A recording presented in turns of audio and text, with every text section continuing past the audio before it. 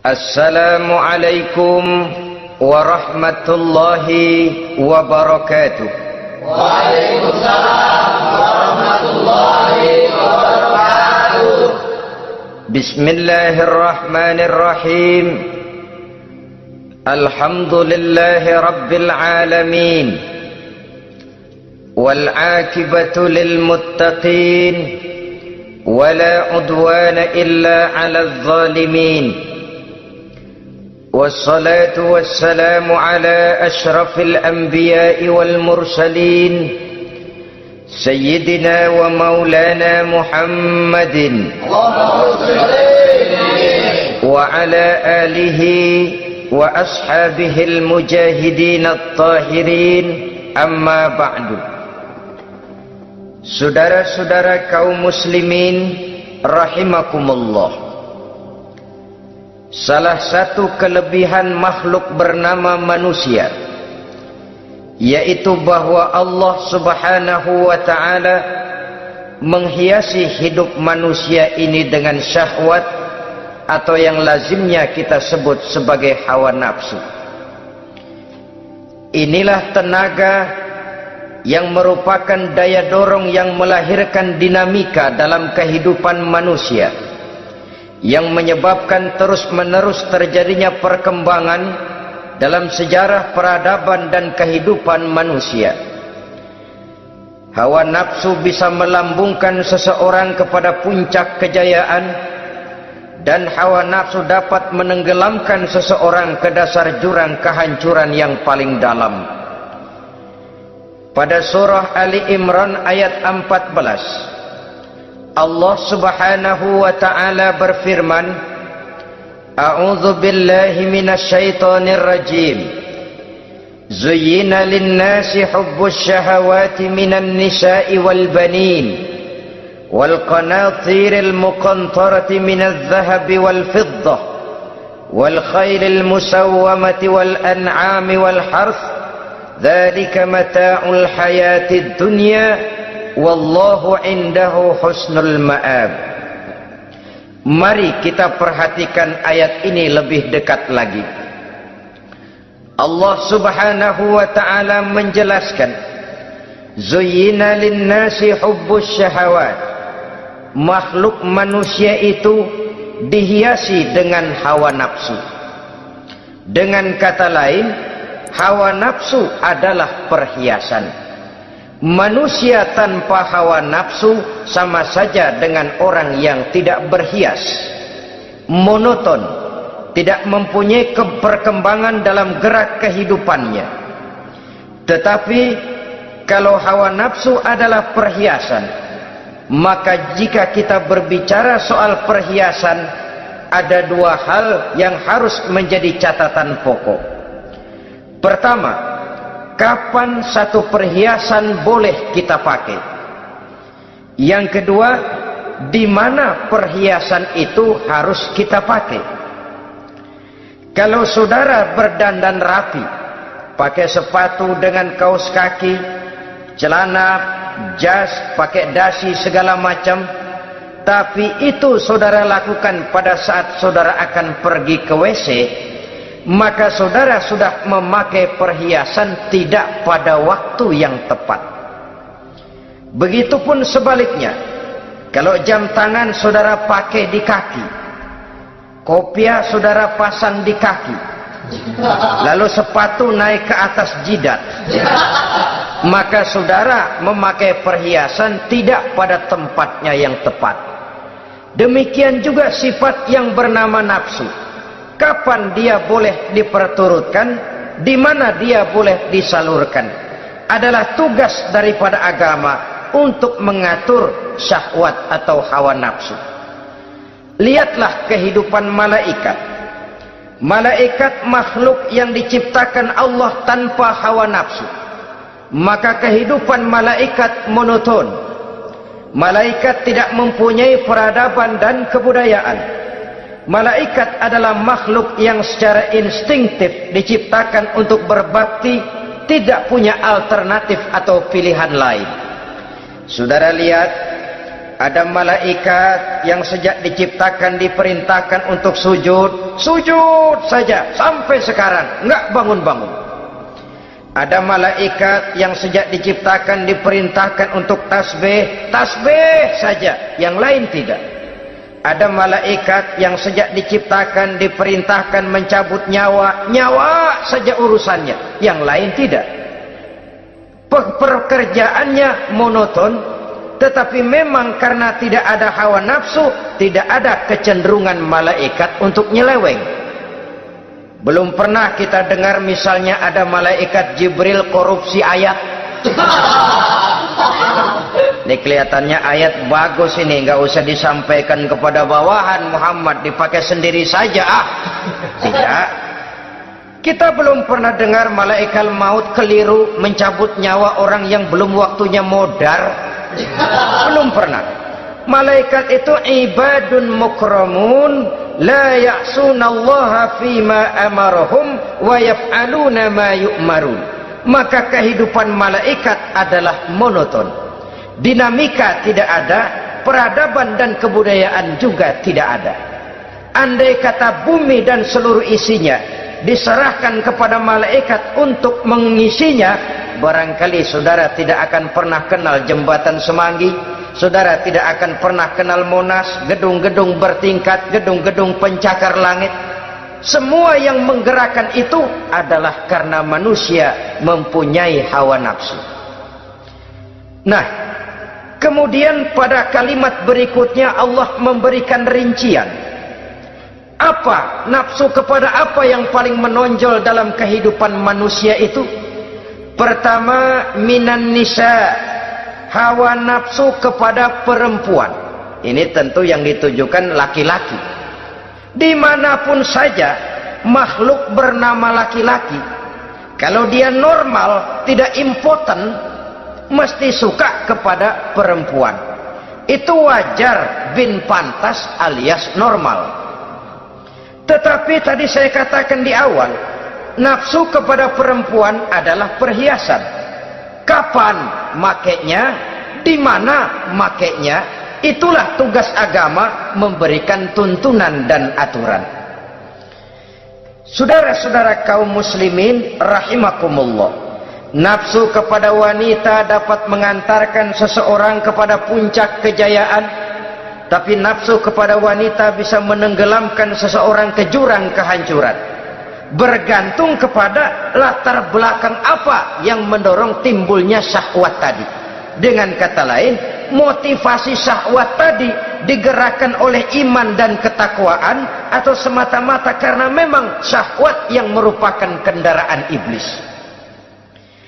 Penyelewengan pertama yang terjadi dalam sejarah kehidupan manusia adalah penyelewengan yang dilakukan oleh Nabi Adam alaihissalam pada saat ia memetik buah huldi. Kenapa itu dilakukan oleh Nabi Adam? Karena terdorong oleh rasa sayang dan cinta kepada istrinya Hawa. Sebenarnya Hawa lah yang merajuk, Siti Hawa lah yang membujuk, dan Nabi Adam oleh karena syahwatnya kepada istrinya memperturutkan bujukan Siti Hawa itu. Peristiwa Nabi Adam ribuan tahun yang lalu akan terus relevan sampai ke zaman kita sekarang ini. Berapa banyak orang-orang yang karena terlalu ingin menyenangkan istrinya, lalu tidak segan-segan melakukan perbuatan yang menyimpang, baik itu merugikan orang lain, merugikan masyarakat, bahkan merugikan bangsa dan negaranya. Seorang pedagang tidak akan segan-segan menipu. Sebaliknya pun begitu. Tidak jarang wanita di dalam kelemahannya bisa menenggelamkan dunia. Seorang suami yang jujur, polos, lugu, sederhana bisa jadi koruptor ulung karena didorong-dorong oleh istrinya. Istrinya barangkali bisa saja dibakar-bakar oleh tetangganya. Suaminya jujur, sederhana, kepala bagian, tempatnya basah tapi melarat. Istri rupanya tidak sabar melihat gaya hidup yang makin konsumtif, persaingan yang makin tajam. Suaminya dikipas-kipasin. Kata istrinya, bang, tetangga sebelah kita lakinya pegawai kecil, bang, tapi gelangnya kayak pelek beca. Abang ini kepala bagian tidak bisa membelikan saya macam itu, percumalah. Kata suaminya, ya bagaimana bu, gaji saya cuma segitu-gitunya. Ya namanya kepala bagian, apaan, kayak sabet dulu. Kalau sudah berpikir ke arah ini, artinya sudah ngipasi suaminya untuk melakukan tindakan yang tidak wajar. Saudara-saudara kaum muslimin rahimakumullah, sejak zaman klasik sampai kepada zaman kita sekarang ini, kita melihat kecenderungan syahwat kepada wanita ini. Julius Kaisar yang katanya gagah perkasa, ternyata tunduk di bawah kaki Cleopatra.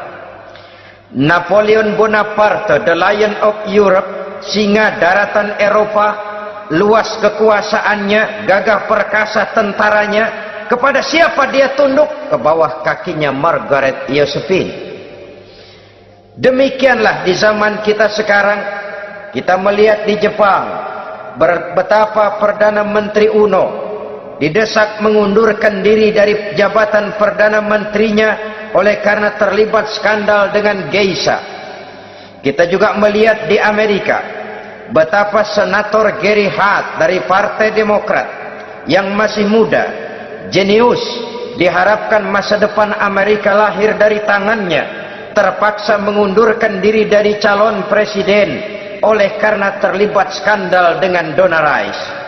Kita juga menyaksikan betapa parlemen dan kabinet di Inggris sempat geger oleh karena skandal Pamela Bordes, pelacur kelas kakap yang melanglang buana mencari sasaran-sasaran kakap. Ini adalah kisah kejatuhan yang diakibatkan oleh hubbus syahawat minan nisa. Oleh karenanya benar jika Nabi kita menyatakan an-nisa'u imadul bilad, wanita adalah tiang negara. Jikalau baik wanita, baik negara. Jikalau rusak wanita, hancur negara. Kalau syahwat kepada wanita cuma semata-mata karena syahwat, maka seorang laki-laki akan memandang wanita cuma sekedar alat pemuas hawa nafsu. Nilainya rendah.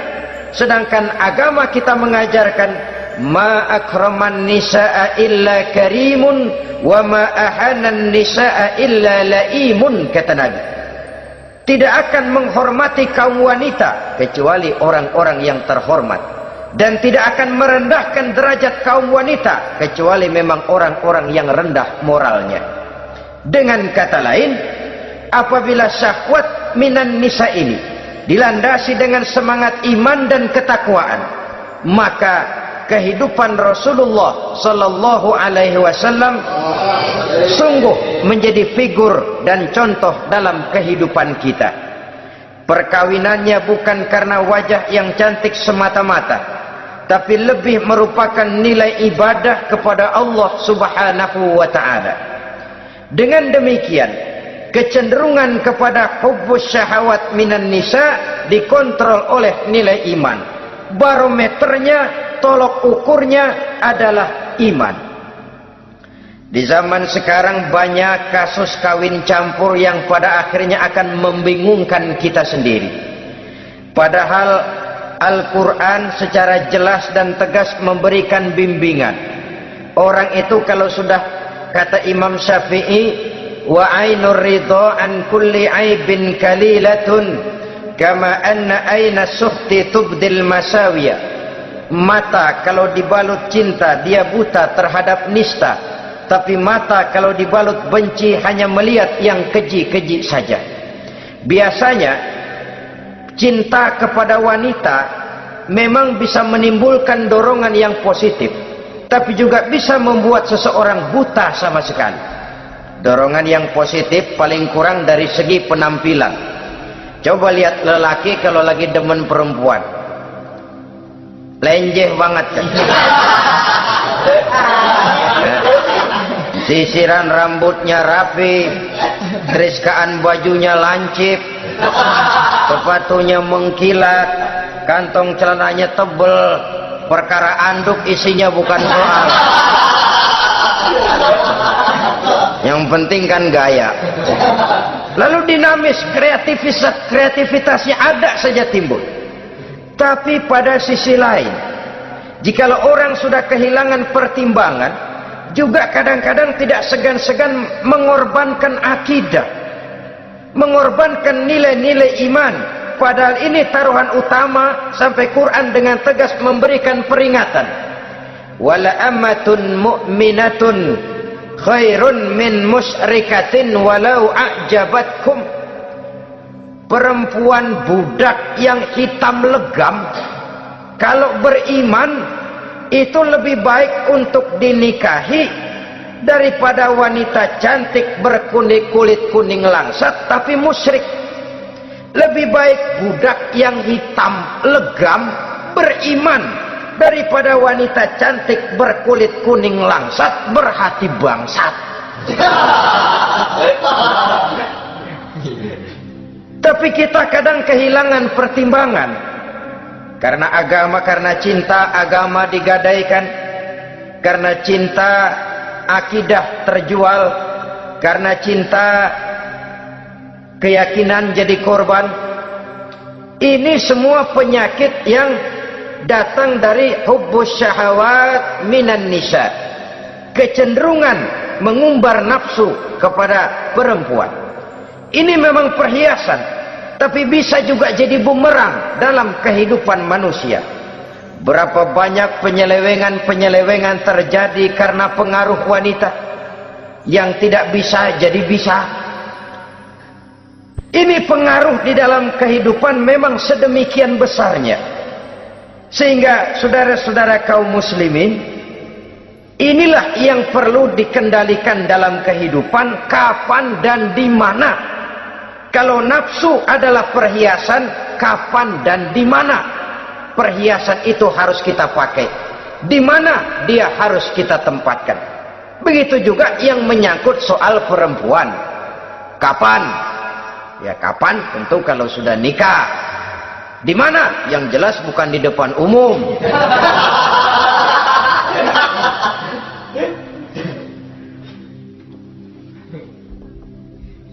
Ini nafsu yang pertama, minan nisa. Yang kedua, wal banin. Dihiasi juga manusia dengan kecintaan kepada banin. Makna banin di sini ay al-aulad, anak-anak laki.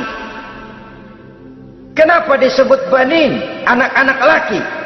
Karena pertama, sering anak laki itu lebih jadi kebanggaan buat orang tuanya ketimbang anak perempuan. Sebabnya apa? Pertama, faktor nasab, silsilah lebih kuat kepada laki-laki ketimbang perempuan. Yang kedua, faktor cita-cita. Orang tua kalau punya anak laki-laki, cita-citanya panjang. Nak, kau nanti jadi dokter ya, nak jadi insinyur ya, nak jadi pilot ya, nak jadi pengusaha ya, nak jadi presiden ya. Tapi kalau dia punya anak perempuan, paling ya nak, mudah-mudahan nanti kamu dapat jodoh orang baik nak, dapat jodoh orang soleh. Saudara-saudara, yang ketiga, anak perempuan itu kalau sudah berkeluarga biasanya pindah kepada lingkungan keluarga lain, sehingga orang berkata punya anak perempuan banyak sebenarnya seperti agen. Artinya ada yang mau bawa, kan begitu. Ada yang minta ambil, ada yang berminat buntel. Paling dia nengokin orang tuanya ya lebaran. Ya syukur kalau sebulan sekali atau seminggu sekali, tapi minimnya kan lebaran. Dengan demikian dari garis nasab ini lebih kuat al-banin ketimbang al-banat. Manusia dihiasi dengan kecintaan kepada anak-anak. Sering karena terlalu cinta kepada anak, kita menjerumuskan anak. Terlalu sayang kepada anak, segala maunya kita perturutkan tanpa kendali dan kendala. Akhirnya sifat yang demikian itu malah mendorong anak untuk manja, tidak percaya kepada kemampuan yang dimilikinya, selalu mengandalkan kepada kebesaran, kemampuan daripada orang-orang yang dibanggakannya itu. Dan dalam kondisi demikian, kedewasaan dan tanggung jawabnya akan lambat berkembang. Maka Allah Subhanahu wa ta'ala memperingatkan bahwa harta dan anak bisa menjadi fitnah. Dalam ayat lain Allah juga memperingatkan, ya ayyuhalladzina amanu la tulhikum amwalukum wa auladukum an zikrillah. Wahai orang-orang yang beriman, jangan sampai hartamu dan anak-anakmu memalingkan kamu daripada mengingat Allah. Jangan sampai kesibukanmu kepada anak dan harta benda menyebabkan kamu sampai lupa mengingat Allah Subhanahu wa ta'ala. Berapa banyak manusia yang tenggelam dengan melupakan Allah, jauh dari agama, jauh dari tuntunan syariat, oleh karena disibukkan oleh persoalan anak dan persoalan harta benda. Maka satu-satunya jalan, jikalau kita tidak ingin anak kita sampai memalingkan kita daripada mengingat Allah, nilai-nilai keimanan harus ditanamkan kepada mereka sedini mungkin. Dengan bekal ini, maka mereka, anak-anak kita, insya Allah tidak akan membuat kita orang-orang tua ini berpaling daripada mengingat Allah, berpaling daripada kehidupan beragama. Memang karena anaklah kita orang tua peras keringat banting tulang, pergi pagi pulang sore cari nafkah. Karena anaklah kita orang tua, kepala jadi kaki, kaki jadi kepala. Asal mereka bisa menikmati hari depan yang lebih baik dari yang kita nikmati sekarang ini. Tapi berapa banyak juga orang-orang tua yang tidak sadar akan amanah berupa anak ini. Mereka lalai, mereka bersikap masa bodoh, padahal tidak akan ada yang tidak dipertanggungjawabkan di hadapan Allah Subhanahu wa ta'ala. Orang tua bisa mendapat pensiunan pahala kalau anaknya tumbuh menjadi anak yang soleh. Tetapi orang tua pun bisa saja masuk neraka karena anaknya menjadi anak yang kurang ajar dan orang tuanya sama sekali tidak pernah memberikan pendidikan yang sebagaimana mestinya. Saudara-saudara kaum muslimin rahimakumullah, kita tentu berharap memperoleh pensiunan pahala dan bukan mendapat tambahan dosa dari kekurang ajaran anak-anak kita akibat kita sebagai orang tuanya tidak pernah mau mendidik mereka. Dalam hadis ada diriwayatkan, ada anak kurang ajar, sembahyang tidak, puasa ibadah tidak, kenal Allah tidak, beriman pun tidak, dosa kelewat banyak, kejahatan berkarat. Di akhirat nanti disidang dia, ditanya, kamu kenal siapa Tuhanmu? Tidak. Kamu tahu siapa nabimu? Tidak. Kitab sucimu apa? Tidak tahu. Kiblatmu di mana? Tidak ada. Kamu sholat? Tidak pernah. Kamu puasa? Tidak pernah. Wah, kalau begitu kamu rusak sekali, kamu neraka. Anak ini mengajukan protes. Saya menuntut keadilan. Benar saya tidak kenal siapa Tuhan saya. Saya tidak tahu apa kitab suci saya. Saya tidak pernah mendirikan sholat, tidak pernah melaksanakan puasa. Pendeknya tidak ibadah dan tidak iman. Tapi semua itu terjadi, sebab-sebabnya tidak lain karena orang tua saya tidak pernah mendidik dan mengajarkan saya. Orang tua saya tidak pernah mengarahkan saya ke jalan itu. Sampailah saya seperti keadaan yang sekarang ini. Orang tua saya enak-enakan ngaji, saya teler diantepin aja. Orang tua saya memegang kitab, saya megang botol. Dia tahu, dia diam saja. Dia tahu dan dia tidak memberikan peringatan. karena orang tua saya lah maka saya jadi seperti sekarang ini. Kalau saya harus masuk ke dalam neraka, saya menuntut keadilan agar orang tua saya juga ikut bersama saya gabung ke dalam neraka. Orang tuanya yang baik-baik dipanggil, sudah mau berangkat ke surga nih orang tua, dipanggil, "Ntar dulu mas, ini dulu." Mau kemana, kancang banget? Surga pak, nanti dulu urusan belum beres. Ini benar anakmu ini? Dilihat anaknya, iya anak saya ini. Waktu di dunia nggak pernah diajarin ngaji, nggak pernah. Sampai dia nggak kenal Tuhannya, nggak kenal nabinya, nggak kenal kiblatnya, nggak kenal kitabnya. Iya. Dia sembahyang, kamu diam, dia nggak sholat, kamu diamin aja. Iya kali. Kenapa pakai kali? Yang benar ngomong. Ramadan dia nggak puasa, kamu nggak tegur, kamu diam saja. Iya. Wah, kamu nggak tanggung jawab. Kamu tahu anak itu adalah amanah. Menyia-nyiakan amanah adalah khianat. Khianat adalah dosa besar. Jadi bagaimana saya? Ya kamu gabung sama anakmu, join ke neraka berdua bareng. Lantaran kamu tidak mau mendidik mereka, anak-anakmu, maka jadilah anak-anakmu seperti sekarang ini. Saudara-saudara kaum muslimin rahimakumullah.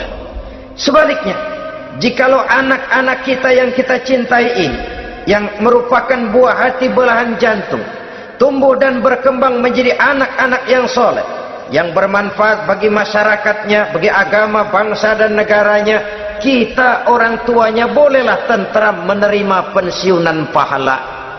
Menerima pensiunan pahala dari kesolehan anak yang ditinggalkannya. Alangkah nikmatnya mendapat pensiunan pahala. Terbaring kita di bawah pohon kemboja, nilai kebaikan kita dikenal orang, nama kita akan tetap hidup.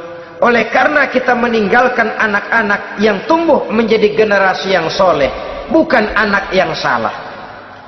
Oleh karenanya, kecintaan kepada anak jangan sampai membuat kita lalai dari mengarahkan mereka kepada kehidupan beragama. Di zaman sekarang ini, kecenderungan kita mengarahkan anak pun sudah kepada kecenderungan yang berbau materialistis. Maka yang ramai bagaimana anak bisa mengejar program MBA, Master of Business Administration, supaya keluar bisa jadi manajer. Bagaimana anak lalu kursus komputer, supaya keluar menjadi tenaga yang canggih di bidang komputer. Ya, kalau dia perempuan cantik, bagaimana dia bisa masuk Akademi Sekretaris and Management, supaya bisa jadi sekretaris. Atau bagaimana dia bisa masuk sekolah nyanyi, supaya nanti jadi penyanyi dengan tarik suara, uang lalu mengalir ke dalam kocek jutaan nilainya. Maka yang ramai pun hal-hal yang semacam itu. Dalam pada itu, pengajian, kursus-kursus keagamaan, studi-studi klub yang membicarakan masalah-masalah agama, ramainya kadang-kadang kalau bulan Ramadan, dianggap training center. Ya lumayan, daripada tidak sama sekali mah lumayan. Tapi dengan demikian ini kan merupakan bagian terpokok dari kehidupan manusia. Alangkah idealnya jika dia mengantongi gelar MBA, Master of Business Administration, tapi punya nilai iman yang tangguh, ahli komputer tapi punya keyakinan beragama yang mantap. Saudara-saudara kaum muslimin rahimakumullah, kecintaan kepada anak-anak sering mendorong seseorang untuk menimbulkan sifat nepotisme.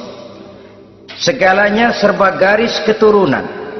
Sejak ia jalur birokrasi sampai ke dalam kehidupan sehari-hari, nepotisme ini bisa terlihat. Orang kehilangan kondisi objektivitasnya. Mampu atau tidak soal lain.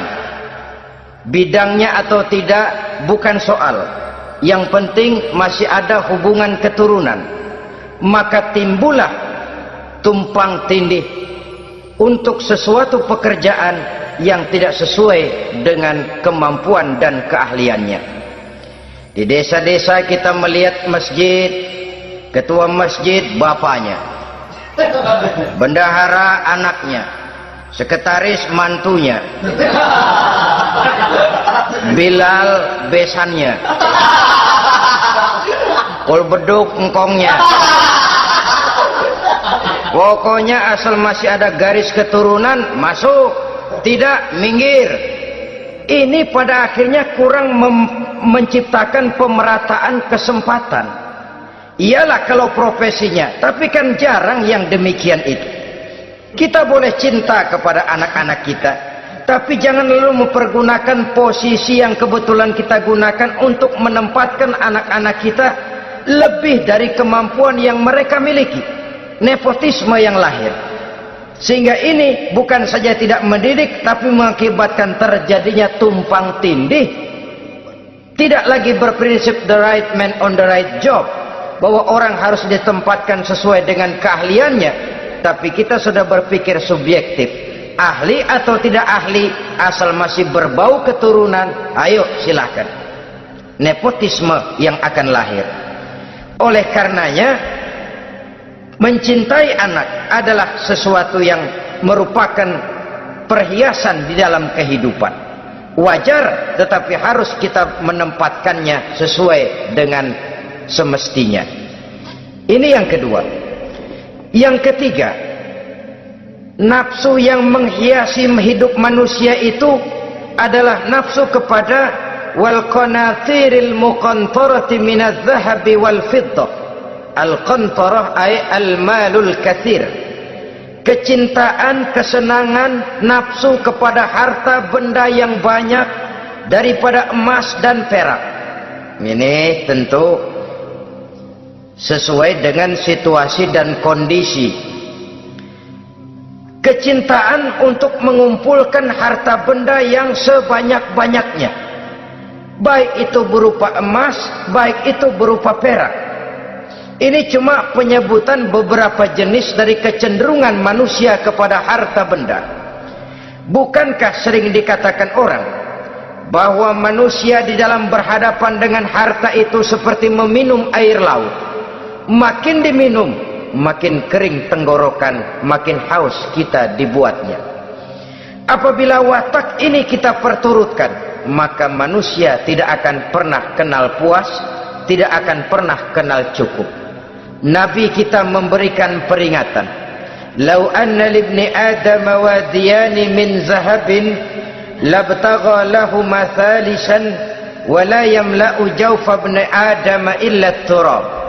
Andai kata manusia mempunyai dua buah ladang yang seluruhnya berisi emas, akan puaskah manusia? Tidak, mereka akan cari ladang emas yang ketiga. Wala yamla'u jawfa ibni Adam illa turab. Sungguh mulut manusia ini tidak akan pernah penuh terisi kecuali kalau sudah disumpal dengan tanah. Artinya kalau sudah dia dipendam di liang lahat baru cukup. Tetapi sepanjang dia masih bergerak, masih hidup dan bernyawa, masih bisa berusaha dan berbuat, dia tidak akan pernah mengenal puas. Ini akan mendorong manusia terjebak kepada menghalalkan segala cara untuk mencapai tujuan. Yang penting kaya, kan begitu. Dan cepat. Sebab sekarang orang sering motong kompas. Yang penting kan cepat kaya. Soal cara, kalau jujur aja mah, sampai kapan mau kaya? Perkara itu renten, bukan soal. Perkara itu judi, tidak jadi masalah. Perkara itu korupsi menyangkut hak orang banyak, bukan soal. Yang penting cepat kaya. Dan anehnya lagi, tidak malu menumpuk kekayaan dengan cara yang tidak wajar. Ya kan orang hidup bermasyarakat tuh bisa dianalisa tuh. Emang usahanya apa sih? Gajinya sebulan berapa sih? Kok Kok bisa gitu-gitu bener sih? Dari mana sih? Secara langsung orang tidak berani bertanya, tapi dari mulut ke mulut akhirnya tersebar jadi rahasia umum.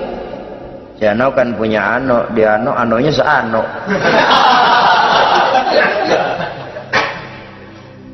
Ini bisa jadi bahan pertanyaan dalam kehidupan, akhirnya jadi gunjingan. Orang sudah tidak terlalu peduli dari mana kekayaan itu diperoleh, yang penting kaya. Dengan menghalalkan segala macam cara, terjebaklah ke dalam cara-cara mafia, terjebaklah ke dalam cara-cara yang tidak wajar, tidak bijaksana, memperkuat klik, clean, dengan menghantam yang lain. Saudara-saudara kaum muslimin rahimakumullah, bahwa manusia punya nafsu ingin kaya itu boleh. Agama memberikan tuntunan, memberikan aturan.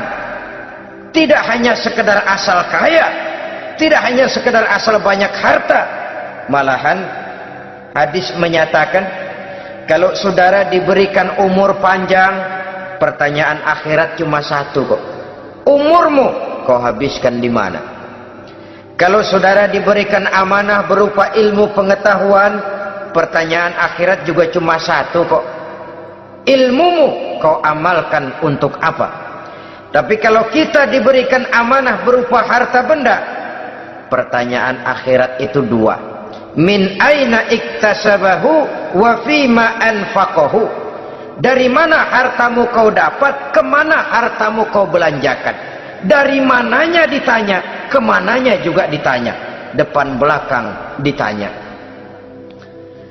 Dan kalau mempergunakan harta untuk kesenangan syahwat, orang berani bukan main.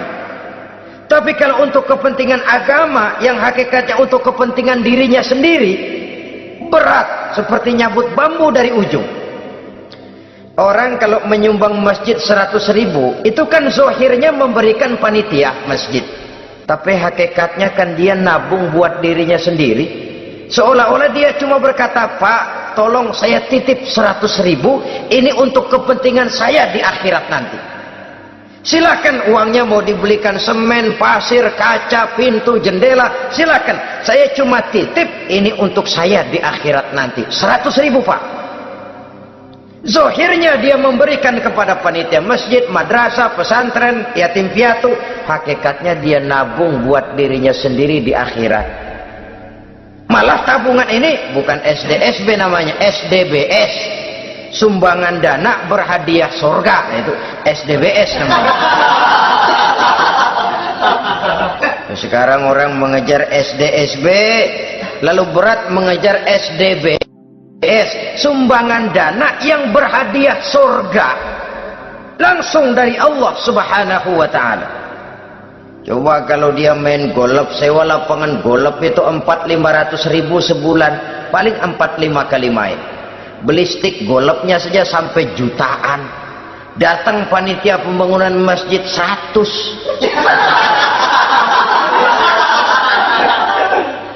Minta didoain masuk surga lagi. Surga 100. Saudara-saudara kaum muslimin rahimakumullah, kecintaan kepada harta benda yang banyak, baik berupa emas, berupa perak, mendorong orang untuk berlomba-lomba yang Allah peringatkan dalam Al-Quran, alhaakumut takatsur hatta zurtumul maqabir. Kamu telah lalai akibat kamu berlomba-lomba memperbanyak materi dunia.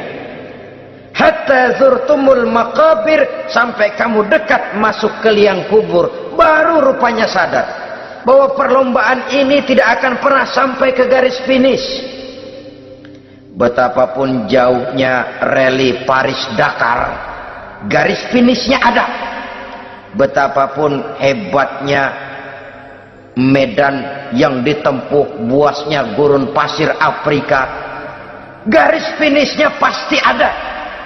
Itu kan rally yang terbuas di dunia katanya, Paris-Dakar, tapi garis finishnya ada. Namun jikalau kita berlomba memperbanyak harta, kita tidak akan pernah sampai ke garis finish. Yang kecil-kecilan aja dah. Kalau orang ditanya, kamu kenapa sih belum mau sembahyang? Ya bagaimana mau sembahyang Pak, tinggal di Jakarta masih kontrak. Saban habis tahun diubur-ubur yang punya rumah. Kalau punya rumah sendiri walaupun kecil-kecilan saya mau ibadah Pak. Ya, diberikan rezeki oleh Allah bisa bikin rumah walaupun kecil-kecilan. Belum juga mau sembahyang. Kok belum juga sembahyang? Iya Pak, rumah emang udah punya sendiri, cuman kecil Pak. Atasnya atap, kalau hujan aja bocor.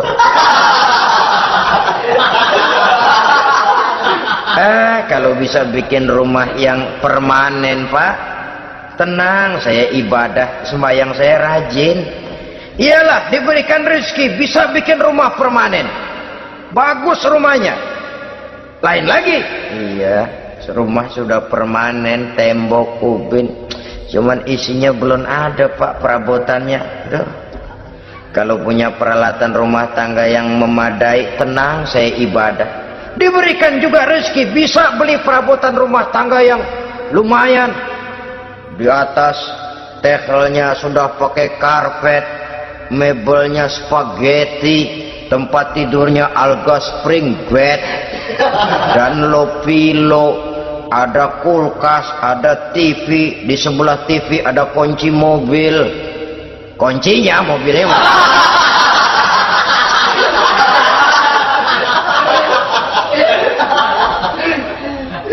bagaimana? Sekarang sudah cukup perabotan? Perabotan sudah ada Pak, cuman kendaraan belum punya ini.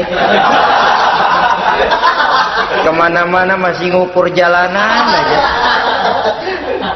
Kalau punya kendaraan enak, kemana-mana cepet Pak, mau ke masjid juga getap dah, rajin. Diberikan rezeki bisa beli kendaraan. Lain lagi nanti, sudah punya sepeda, pengen punya motor, kepengen punya mobil, kepengen punya pesawat terbang, pengen punya kapal induk. Sudah punya kebun, pengen beli sawah, sudah punya sawah, pengen punya gunung, sudah punya gunung, laut diborong.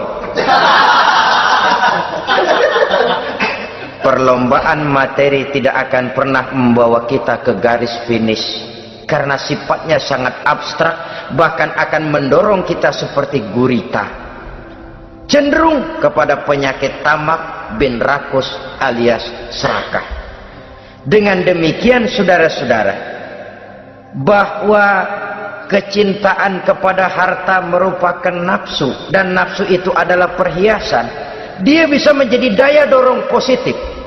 Kalau dalam upaya memperoleh harta itu kita tidak akan keluar dari tujuan keridhaan Allah. Saya cari nafkah tapi yang Allah ridho. Saya ingin kaya tapi dengan cara yang Allah ridho.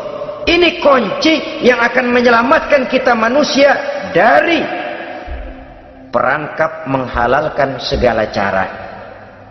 Ini yang ketiga. Yang keempat, dihiasi manusia itu dengan nafsu kepada wal khailil musawwamah, kuda yang bagus, kendaraan yang bagus, kuda yang terpelihara. Al musawwamah ada yang mentafsirkan ar-ra'iyah. Ar-ra'iyah itu yang digembalai, binatang ternak, kuda yang digembalai atau kuda yang diikat. Artinya kalau dulu kan yang namanya tuan-tuan tanah itu baru dibilang bejeger kalau kemana-mana naik kuda. Jet set zaman dulu itu udah kelompok jet set, itu kendaraan. Kalau sekarang baby benda, dulu mah kuda band.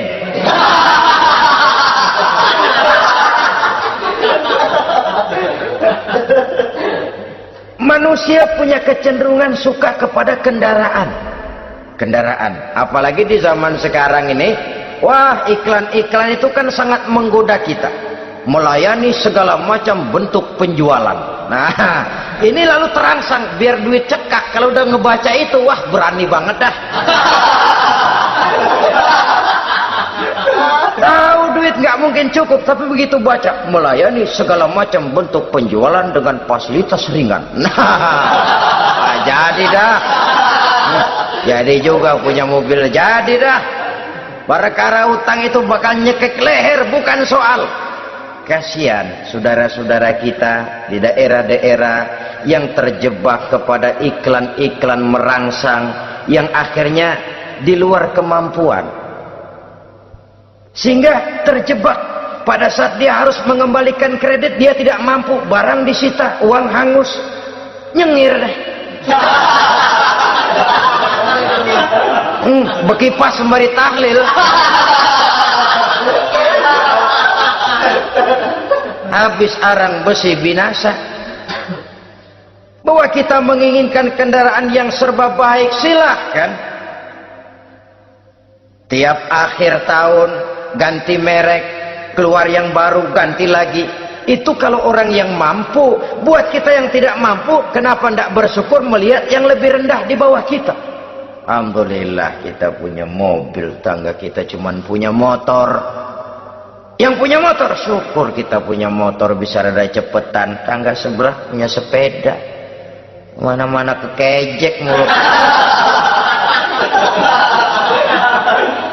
Yang punya sepeda, alhamdulillah punya sepeda. Tangga sebelah kemana-mana jalan kaki. Yang jalan kaki, syukur masih bisa jalan. Teman sebelah lumpuh bertahun-tahun nggak. Yang lumpuh, alhamdulillah masih hidup. Tangga sebelah kemarin out, nggak balik lagi. Saudara-saudara, saya pikir menengok ke atas itu perlu supaya ada rangsangan kita untuk maju. Tapi menengok ke bawah pun juga lebih perlu agar kita mensyukuri yang ada dan tidak suudzon, tidak buruk sangka kepada Allah. Apa yang diberikan Allah kepada kita sekarang ini, itulah yang terbaik menurut Allah untuk kita. Saudara-saudara kaum muslimin rahimakumullah. Dahulu ada seorang pemuda, matanya buta. Dia mengeluh, ya Allah, kenapa saya dilahirkan dalam keadaan buta? Apa dosa saya? Apa salah saya? Andai kata saya tidak buta, saya melihat keindahan alam ini, saya lebih akan bersyukur kepadamu ya Allah. Nah sudah, dia berburuk sangka kepada Allah. Satu hari, ini Raja Baduy di pedalaman mengerahkan tentaranya menculik anak-anak muda. Ini Raja Baduy ini kanibal, artinya suka makan daging manusia. Anak-anak muda ini diculik. Yang masih muda-muda ya, kalau kambing muda itu kan di sop rada sedap. Rupanya ini Raja kanibal ini begitu. Anak-anak muda termasuk ya pemuda yang buta tadi itu kena culik. Ya sudah diculik, rawatlah di istana raja ini, diberikan pakaian bagus, dikasih makan serba enak. Sebab apa? Supaya badannya gemuk. Setelah gemuk nanti dipotong di sop legit.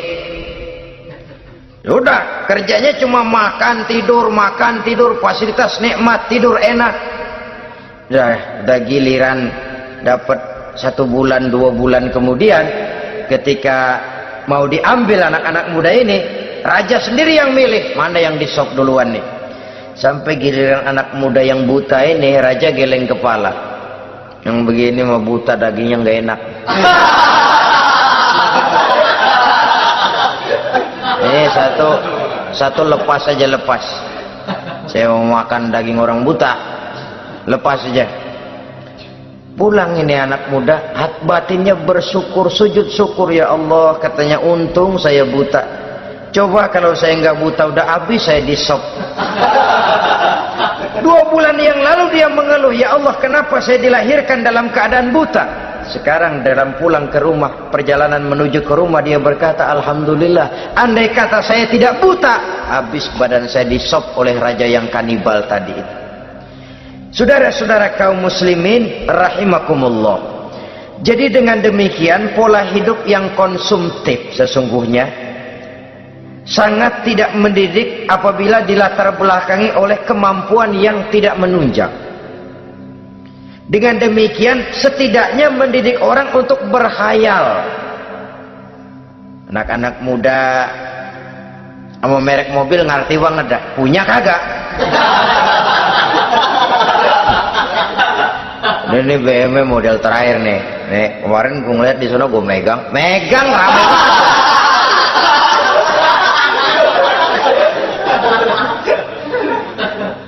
Tulul amal ini kalau tidak diimbangi dengan saluran yang positif, dia akan terjebak kepada penyakit tulul amal, panjang angan-angan. Baiklah ya, wal khailil musawwamah. Yang keempat, yang kelima maksud saya, wal an'am, cinta kepada binatang ternak. Manusia ini kan punya kecenderungan macam-macam. Setelah rumahnya bagus, hartanya banyak, kendaraannya cukup, ingin beternak.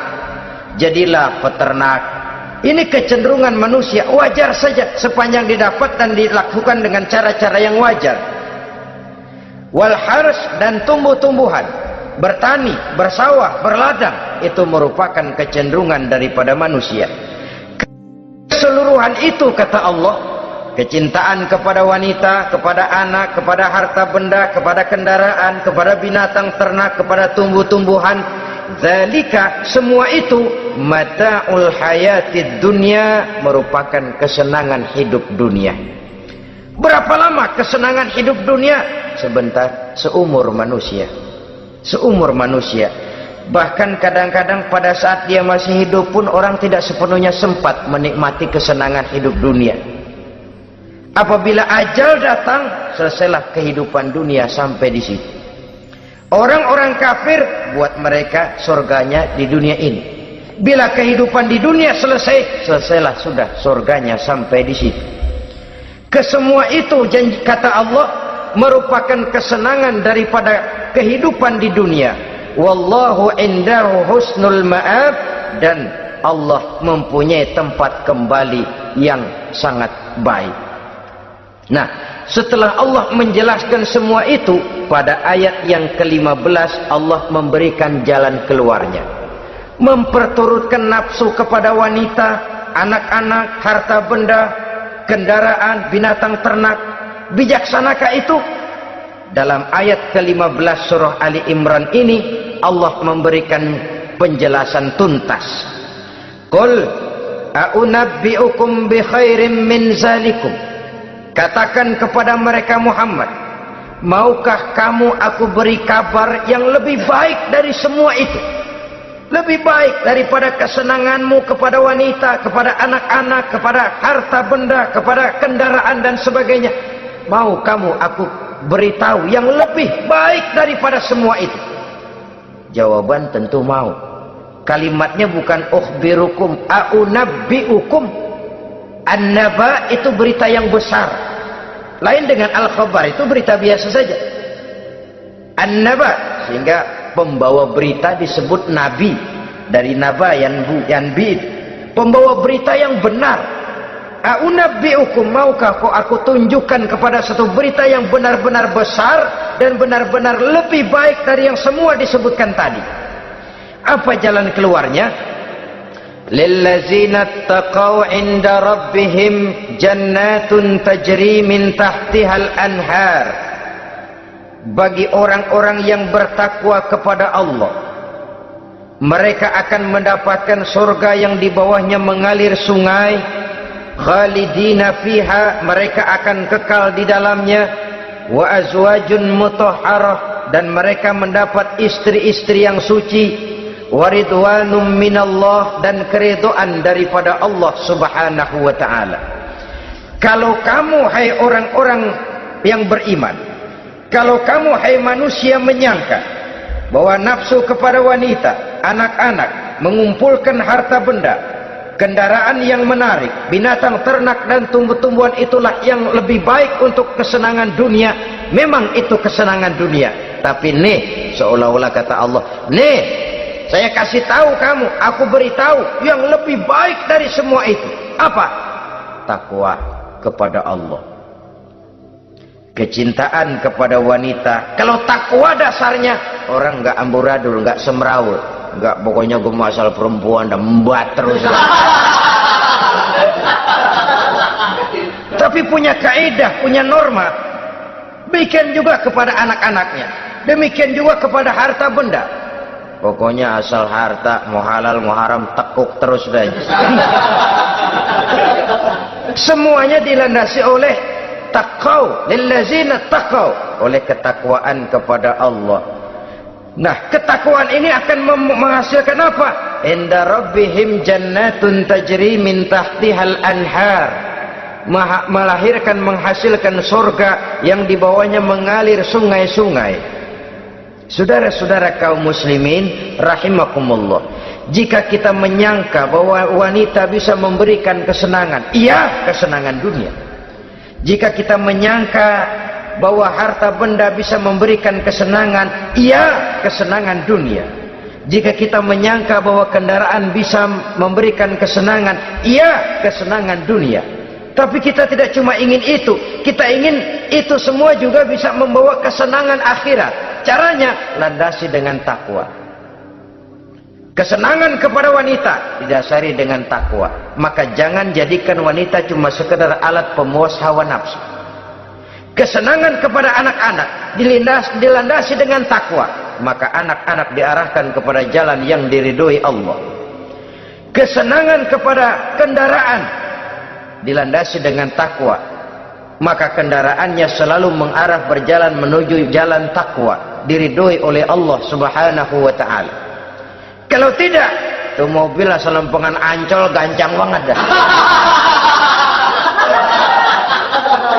Tapi giliran dihadapin ke masjid, mogok melulu mobil. Urusan ngaji ada aja halangannya tuh kendaraan. Tapi kalau untuk urusan maksiat, ngebut benar-benar. Dilandasi dengan ketakwaan, sehingga dengan demikian tidak hanya sekedar surga di dunia ini, tapi lebih-lebih di surga di akhirat nanti. Khalidina fiha, kekal. Kalau dunia ini kan zillun zail, bayangan. Hari ini kita jaya, besok kita bangkrut. Siapa yang mau menghalangi? Hari ini kita melambung, besok kita nyungsep. Siapa yang bisa menarik? Tidak kekal, berubah, temporer, relatif. Di sana kebahagiaan yang dilandasi dengan takwa ini sudah surga, kekal di dalamnya, azwajun mutahharah. Mendapat istri-istri yang suci. Suci dalam arti belum pernah dijamah orang lain. Suci dalam arti tidak pernah terkena halangan, seperti men misalnya, baik menstruasi atau mencret, itu tidak.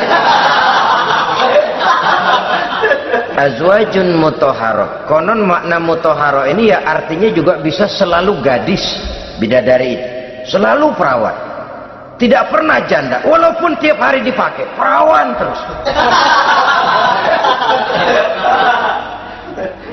Dan yang lebih penting, waridwanum minallah, mendapat ridho dari Allah Subhanahu wa taala. Jadi hawa nafsu dengan motivasi takwa, itulah sesungguhnya yang dikehendaki oleh Ali Imran ayat 14 dan 15 ini. Dengan demikian, manusia dengan ketakwaannya mengendalikan hawa nafsu, dan bukan malah dikendalikan oleh hawa nafsunya. Sehingga dengan demikian seluruh fasilitas yang dimilikinya, baik itu berupa istri, anak, kendaraan, binatang ternak, harta benda, tanam-tanaman, seluruhnya semakin meningkatkan ketakwaannya kepada Allah Subhanahu wa taala. Mudah-mudahan kita bisa mencapai tingkat ini, di mana kita hidup mampu dan sanggup mengendalikan nafsu, bukan malah dikendalikan oleh hawa nafsu. Terima kasih dan mohon maaf. Wassalamualaikum warahmatullahi wabarakatuh. Waalaikumsalam warahmatullahi